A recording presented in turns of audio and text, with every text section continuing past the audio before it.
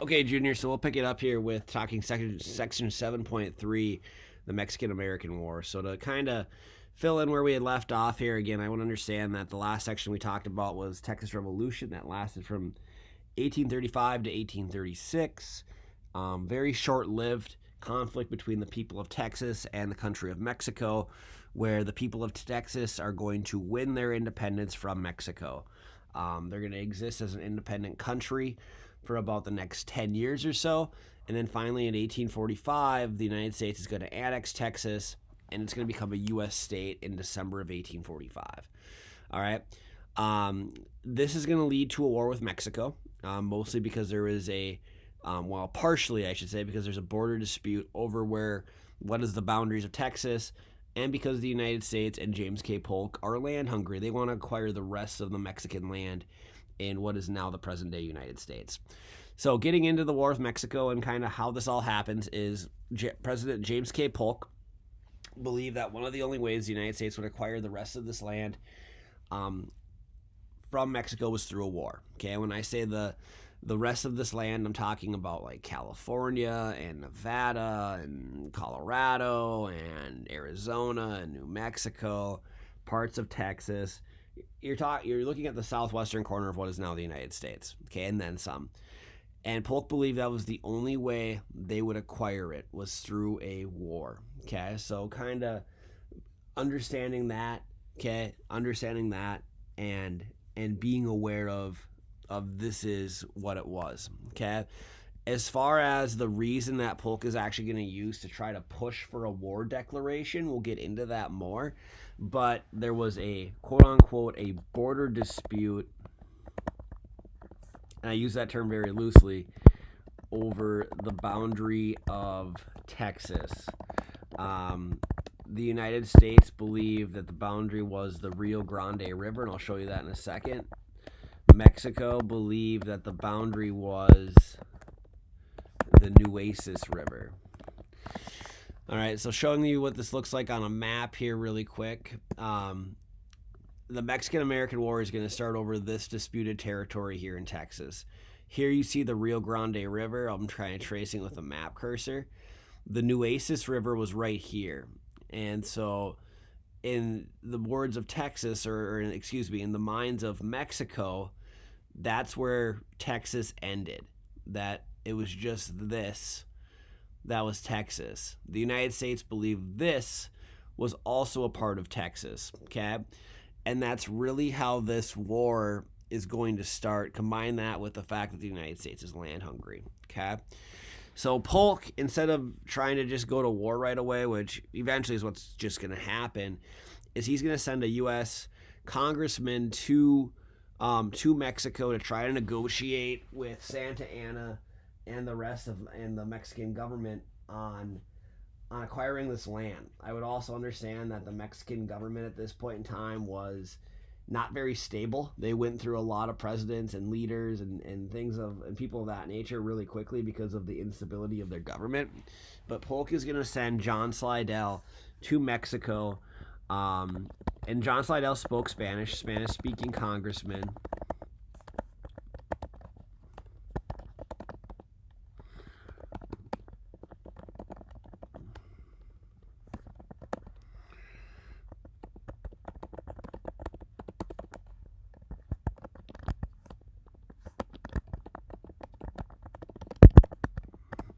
So John Slidell goes to Mexico and he's going to try to buy this territory from Mexico for $25 million.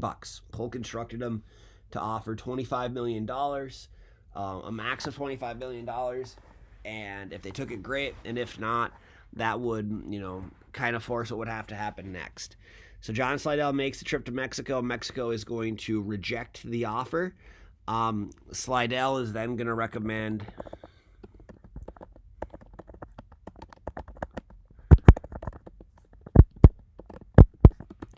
he's going to recommend using war. He's going to say, we got to find, if you want to get this territory, you might have to do it through a war where there is something that happens in this, quote unquote, in this disputed territory. Okay.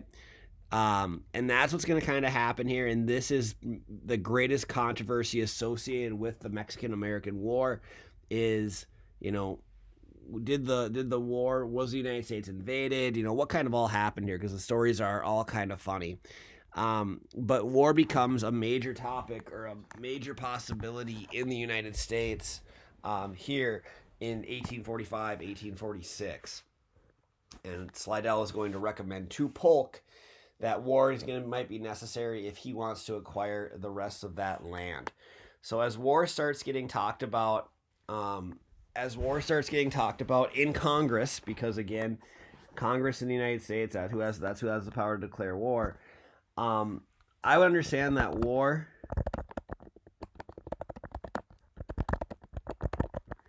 that the possibility of war was supported by U.S. slave states, because they looked at this map here and they saw, how much land they could add as slave territory. Again, Missouri Compromise is still in effect here, and if anything south of this border is slave territory, they look and they're excited that the fact that look at all the slave territory that could be added. Okay, the northern free states, or the free states in general, did not support the war.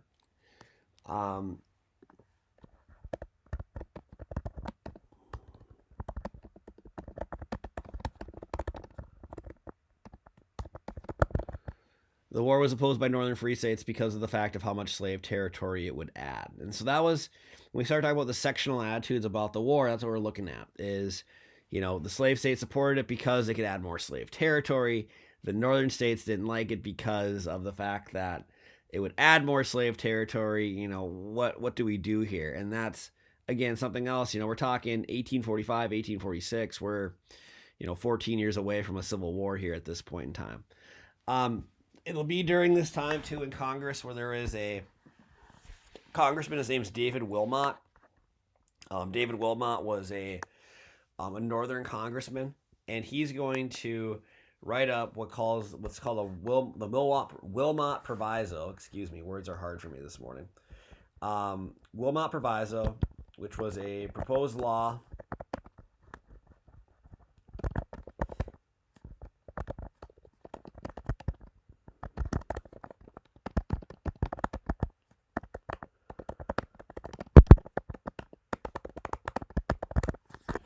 so Wilmot writes up what's called the Wilmot Proviso, which was a proposed law that would ban slavery in all lands acquired from Mexico through a war.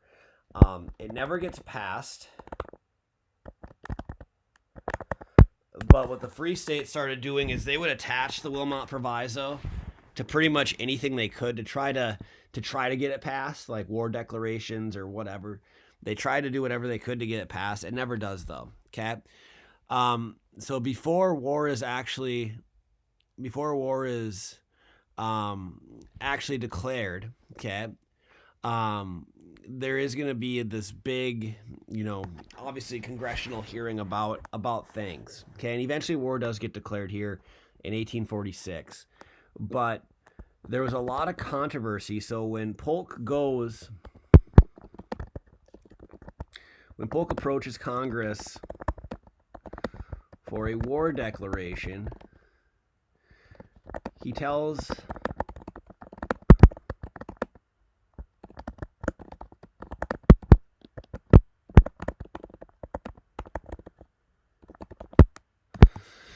So when Polk approaches Congress for his war declaration, he tells the story of how Mexican troops had killed U.S. troops on U.S. soil. Okay, that was his story, was that Mexico had invaded the United States and that U.S. soldiers had been killed by Mexican soldiers on U.S. soil, okay, in this quote-unquote, in this disputed territory. And that's what he wanted to use as his war declaration, or the basis for it. And there's a lot of challenge to this, again, because it was kind of a fuzzy story, like where did this actually happen? And Polk never really comes out and says this is where it happened. He just said it happened on U.S. territory. And there is a young member of the House of Representatives named Abraham Lincoln at this point in time. You probably have heard of him. Abraham Lincoln issues what he calls his spot resolutions.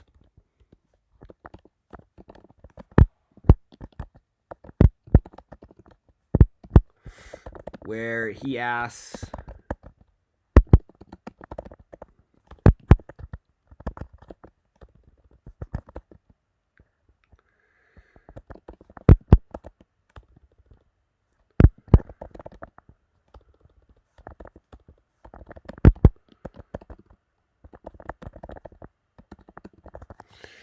Okay, so Abraham Lincoln's going to issue his spot resolutions where basically he's going to ask Polk where exactly was the bloodshed. Okay, and again, Polk never comes out and says, but again, just kind of like the story that was being received here in Congress was kind of fuzzy, right? It wasn't very specific. Polk never really comes out and says, well, you know, this is where it happened, so on and so forth. It was more so like it happened on U.S. territory. Lincoln, who was a Whig at this time, kind of challenges that. And again, spot resolutions. Where did this actually happen? Now, nonetheless, I would know in 1846, Congress will still approve the war declaration. Okay, they will believe Polk that this all happened. That this all happened in U.S. territory, and eventually it leads to a war declaration. Okay. While this is all happening here too, I would know that there was a revolt in California. There's going to be some white settlers in California that are going to have their own revolt. We call that the Bear Flag Revolt.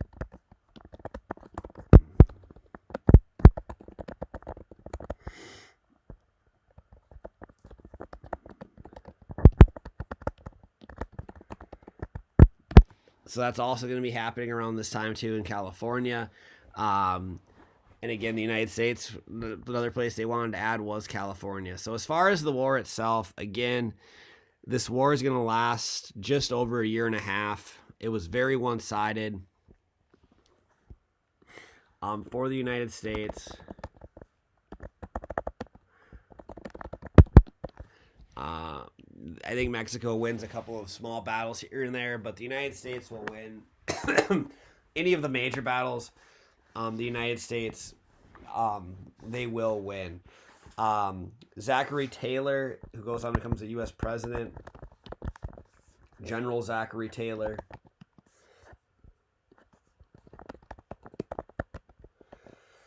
He's going to build his popularity as a result of this. Eventually,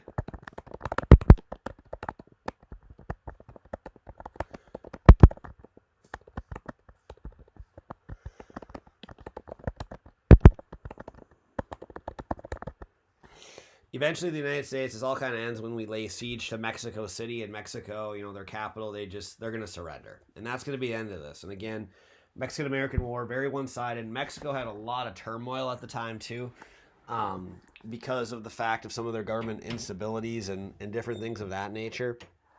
So that's all a thing at this time as well, while this war is happening. But again, very one-sided effort for the United States. You have a Mexican army that really wasn't well prepared to fight a war, and the United States is going to put a shellacking on them. This lasts, again, about a year and a half, from 1846 to 1848. I believe this Treaty of Guadalupe Hidalgo gets signed in February of 1848.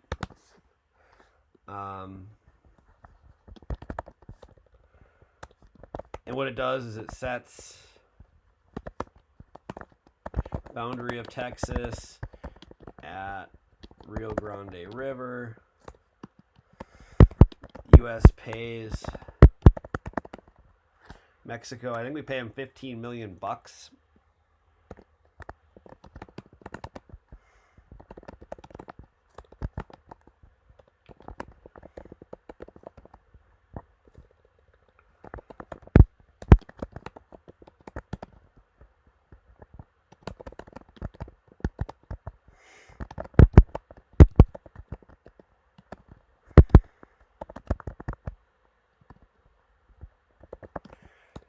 So we give them $15 million. They give us the rest of that territory. Okay, there is a small portion of Arizona and New Mexico that were not included in the United States. We'll later acquire the rest of that through the Gadsden Purchase. But Treaty of Guadalupe Hidalgo is what ends the war, signed in February of 1848.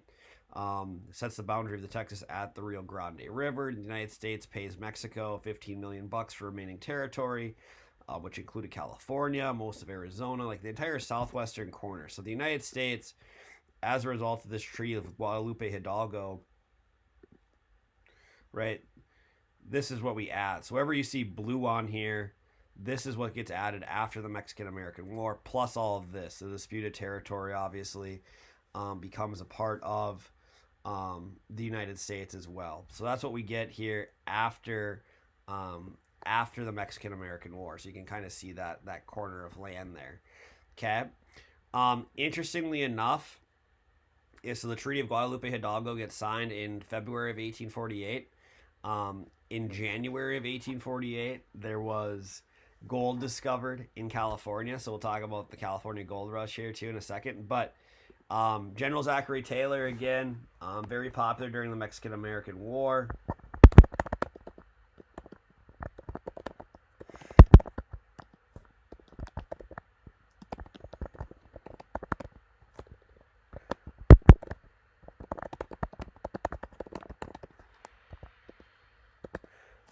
In 1848, so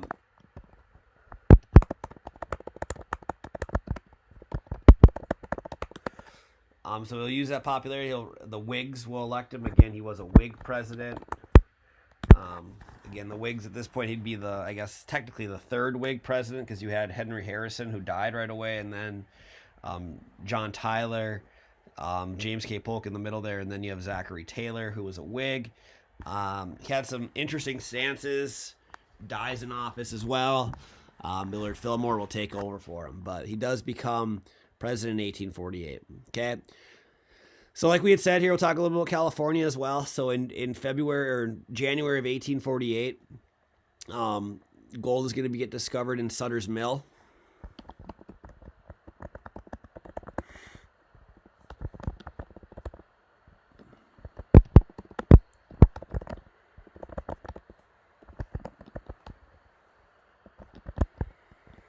So near present day Sacramento. James Marshall was the guy's name. So John Sutter he owned a timber mill where they process lumber, or they process logs into lumber. James Marshall was a guy who worked for John Sutter.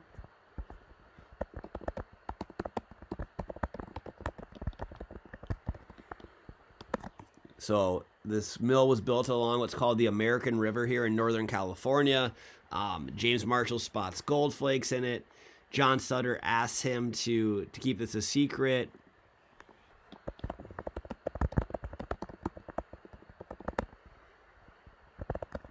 And obviously it does not work that way. So John Sutter was German. He owned a mill in Northern California.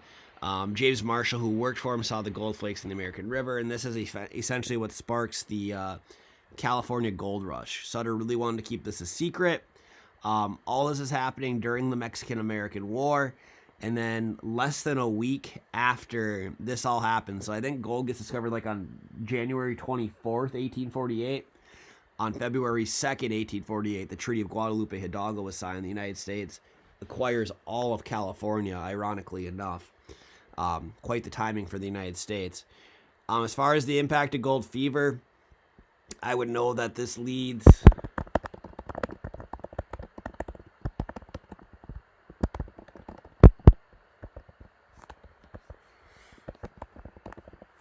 It leads to the largest overland migration in U.S. history. A lot of people flock to California, thousands, hundreds of thousands.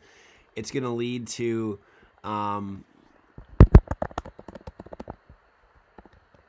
immigration as well from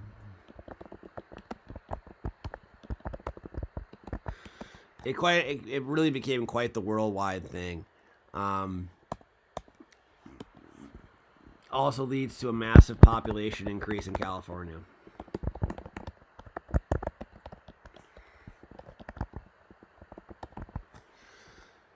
Again, as far as gold and the diversity, we kind of talked about this here too, but Asian immigration, again, is kind of the big thing here on the Western coast. I would also know that as part of the gold rush, I would know that most people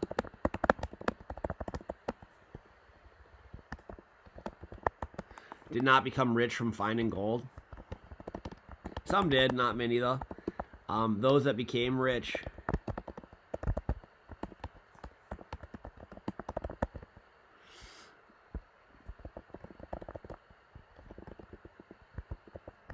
So in 1849, that's when all this kind of the huge overland migration will happen, like the San Francisco 49ers. But wealth was mostly found by others who were not prospectors. So think about this way. There was a guy by the name of Levi Strauss. You guys have probably heard of Levi Strauss. Levi Strauss went to California during the gold rush, and he was trying to develop a stronger pair of work pants for miners. Eventually, he develops blue jeans. The bank Wells Fargo starts as a messaging service in California. Again, Wells Fargo is now one of our larger banks, and there's a lot of money to be had there. So I would understand that the people that did go to California, most of them did not become rich from the actual prospecting or finding of gold. Those who did acquire wealth found it in other areas. Okay. As far as diversity, again, Asian immigration, really other European immigration as well.